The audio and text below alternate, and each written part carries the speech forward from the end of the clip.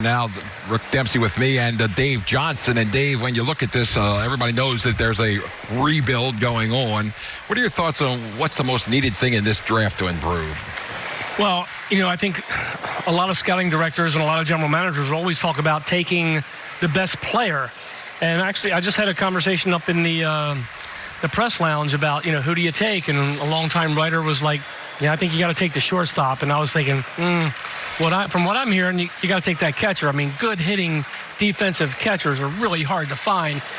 So are good shortstops, and I get that. But, do you take the college kid? Do you take the high school kid? Do you take the best player? How do you know who's the best player? Because one guy's 3 years older than the other one, so he's 3 years more advanced, which means he's had 3 more years to either take that high school talent and shape it into a good college or a great college player, or does the high school kid with the great talent all of a sudden fall on his face because he's not used to being away from home and being away from that comfortable environment? It's a tough call, but I think right now Mike Elias is right. People keep asking, who you taking? Who have you settled on? Even if they have settled, there's no way he's going to say, well, we're taking this guy, because anything can change between now and then. So right now, at least if nothing else, it looks like they do have a couple guys, maybe even 3 or 4, that are going to be really good picks. Well, I wouldn't tip my hand either if Michael Elias, if people keep asking him, who are you going to pick? Well, don't tip your hand until you get right there to the day. There's so many things that could happen there. But it's going to be a very, very tough pick, because I think, the shortstop is a high school shortstop, correct? And the catcher is a college catcher. It's very tough, to evaluate that, because once the catcher gets to the major league level, which he's probably expected to get there a little bit sooner than the high school guy, then you're working every single day behind home plate, and you're facing major league pitching. It's going to cut the numbers down just a little bit. He will have a chance to, improve and get better.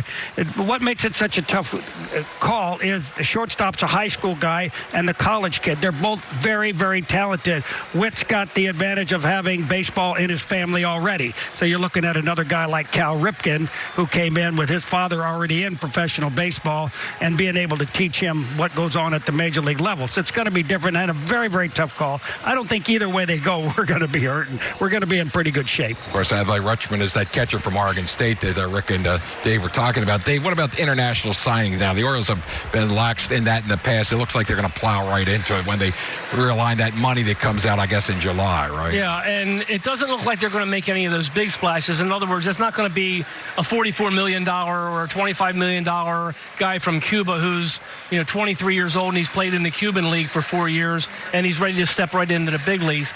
They're not going to make those kind of signings, but I think what they've decided to do is use the international money that they have to sign as many players as they can. You can sign as early as 16 years old on the international league players, or international players. So to my point is that sign as many as you can. I mean, if you can get, 25 of them for, $50,000 each, sign them. Look at the skills, look at the tools as scouts, and know as much as you can background of them. And that's what the international scouts' job is to do. And you sign a whole bunch of them. And I just think it's at the point where you get a whole bunch of them, many, many, many talented players, and hopefully a couple of them stick.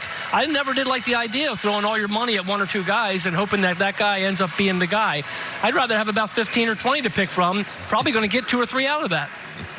Well, you make a very good point, Dave, about throwing all your money in one pot. But, the one thing that we have not been the best organization at is having enough scouts really to do all the international scouting that we really need to do. You get a lot of good players, not only from the Latin countries, but also, from China and Japan and places like that.